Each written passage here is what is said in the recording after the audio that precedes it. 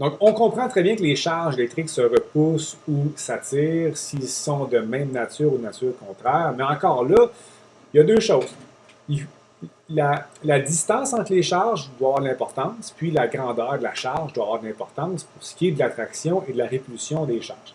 Donc, c'est ça à quoi Charles-Augustin de Coulomb s'est intéressé. Donc, lui, on voit dans ses mains ici, là, il y a sa balance.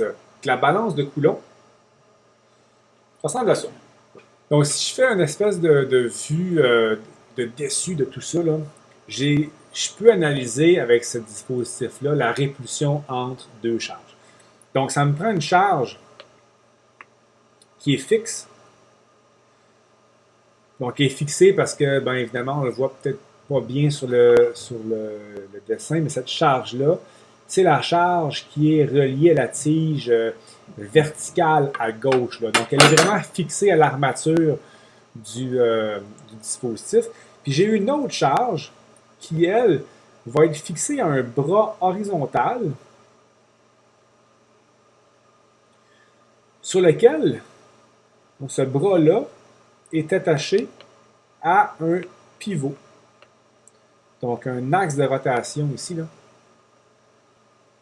Okay? Ce qui fait en sorte que on peut avoir soit un mouvement horaire ou anti-horaire. Donc, s'il y a une répulsion, par exemple, ben, on va avoir un déplacement dans le sens horaire, s'il y a attraction dans le sens anti-horaire.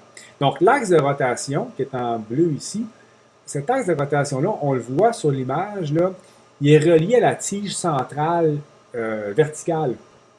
Puis en fait, ce qu'il est capable de faire avec ça, c'est qu'il est capable de mesurer c'est un ressort de torsion, en fait. Donc, plus le déplacement est grand, okay, donc plus le déplacement angulaire est grand, bien, qu'est-ce qui fait que ce déplacement-là arrête à un moment donné? C'est qu'on aura un ressort de torsion qui va équilibrer les forces. Donc, de ce ressort de torsion-là, ce qu'on peut faire, c'est mesurer, hein, on peut juste faire quelques calculs, on peut mesurer la force de répulsion, en fait, la force qui est nécessaire pour équilibrer ma force de répulsion. Donc, en fait, ce qui reste à faire, c'est faire une analyse de. Donc, on peut mesurer ici la distance R. Okay? Donc, si on fait plusieurs essais en changeant, donc en fait, on change, je vais avoir, disons, Q1 et Q2. Je fais plusieurs agencements. J'essaye avec Q1 et Q2, premier agencement, deuxième agencement. Donc, je mesure, à chaque fois, je mesure des R qui sont différents. Je peux, de façon empirique, trouver la relation entre les forces, donc ici, supposons que mes charges sont de même nature, là, donc je pourrais avoir une répulsion. Là. Donc cette force-là, je peux trouver une façon de l'exprimer en fonction de la grandeur des charges Q1 et Q2 et de la distance entre les charges. Donc c'est ce qu'on va faire ici pour la loi de Coulomb. En fait, en utilisant la balance de Coulomb, ce qu'on arrive à déterminer, en fait, c'est la relation entre les forces. Donc ici, je vais dire, j'ai Q1 et Q2. Disons que, bon, je prends deux charges. En fait, dans ce cas-ci, c'est deux charges de même signe. Donc, je vais avoir de la répulsion. Rappelons-nous, en mécanique, là, c'est les mêmes principes. Ici, quand on parle de force, j'ai la force qui agit sur la charge 1, mais par la charge 2. Donc, c'est la charge 2 qui génère une force sur la charge 1. Ici, j'ai la force sur la charge 2 qui provient de la charge 1. Donc, F1 sur 2. On ne se mélange pas avec le sens des flèches. Puis, je vais avoir, entre mes deux charges, j'ai la distance qui est R. Mais R, puis je devrais mettre un petit vecteur ici en plus. R est un vecteur. Puis dans ce cas-ci, j'ai choisi de prendre le vecteur R qui part de 1 et qui s'en va vers 2. Okay? Donc, le sens de la flèche, c'est le contraire. Là. Ici, c'est peut-être plus conventionnel, de 1 vers 2. Évidemment, je pourrais tracer aussi le vecteur R2 vers 1. Okay? Peu importe. Donc, les deux vecteurs existent. Donc, on est capable de déterminer la grandeur de la force de répulsion en fonction des charges, en fonction de la distance entre les charges. Et en fait, ce qui est déterminé ici, c'est que la force, la grandeur de ces deux forces-là est la même. Tant mieux, parce que ça respecte la troisième loi de Newton, action-réaction. Et on peut la calculer, la grandeur de la force, avec la formule suivante. Donc, la grandeur de la force, c'est K Q1 Q2 sur R carré. Je vais vous dire qu'est-ce que c'est K éventuellement. Q1, c'est la grandeur de la charge 1 en coulomb. Q2 en coulomb. R, c'est la grandeur de la distance. Fait que soit que je prends R1 vers 2 ou R2 vers 1, ou R2 vers 1, c'est la grandeur, donc en mètres. Et K, c'est une constante empirique qui est déterminée comme, donc je vais l'écrire ici, K 9 fois 10 à la 9 newton mètre carré par coulomb carré. On verra éventuellement que K est en fait une quantité qui est définie de façon plus théorique par 1 sur 4 pi epsilon 0, où epsilon 0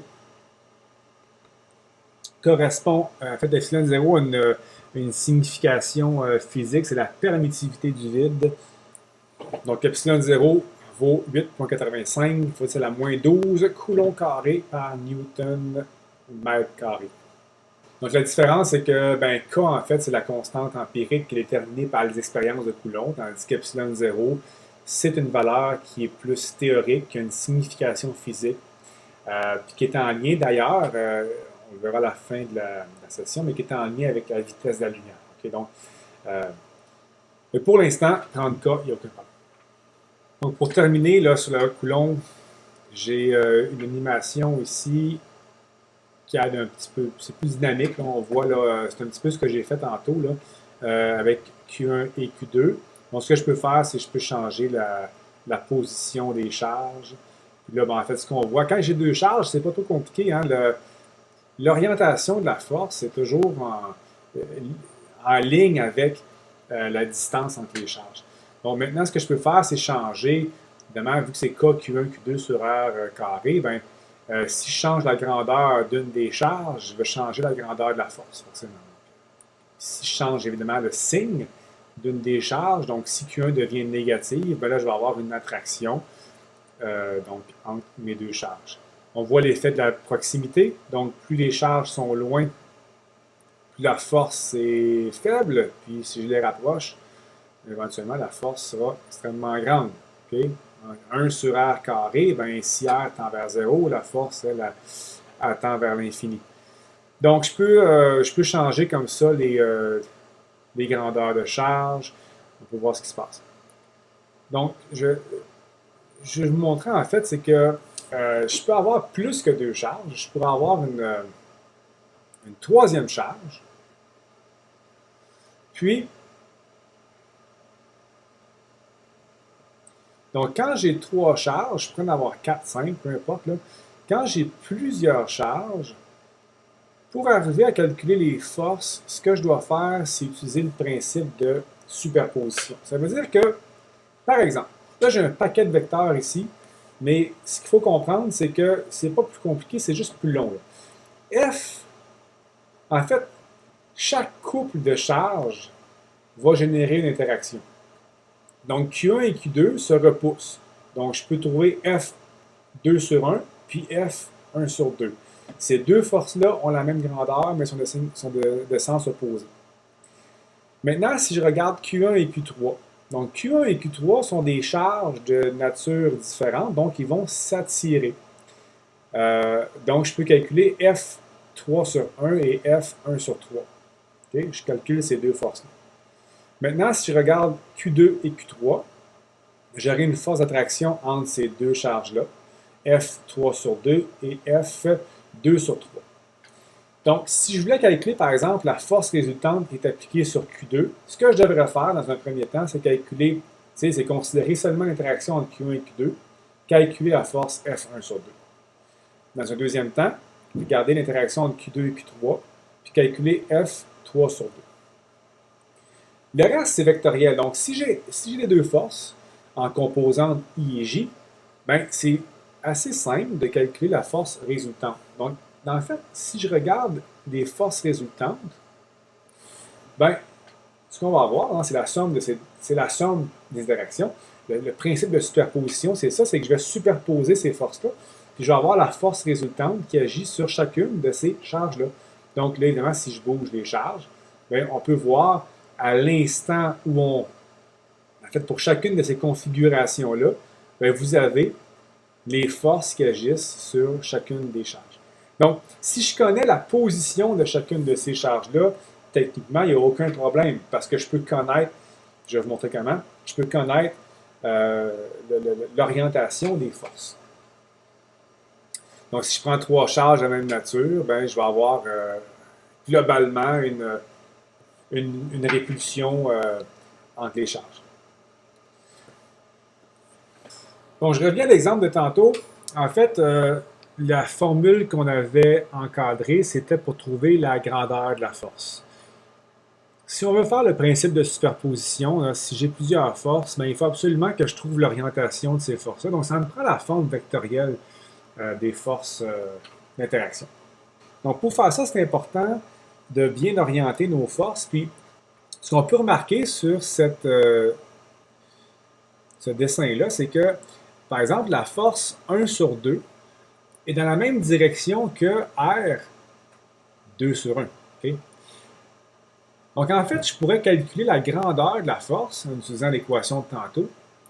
Puis, pour définir l'orientation de la force, bien, je pourrais utiliser l'orientation de R 1 sur 2. Et ça, pour faire ça, ce que je vais faire, c'est que je vous rappelle les notions de vecteur unitaire. Donc, si je connais, par exemple, la position de chacune de ces charges-là, c'est facile de trouver le vecteur R1 à 2. Algèbre linéaire, si je prends ce vecteur-là et que je le divise par sa norme, qu'est-ce que je vais trouver? Un vecteur unitaire.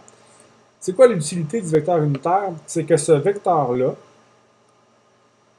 je vais l'appeler U1 à 2, ce vecteur-là me donne finalement seulement la direction du vecteur force. Okay?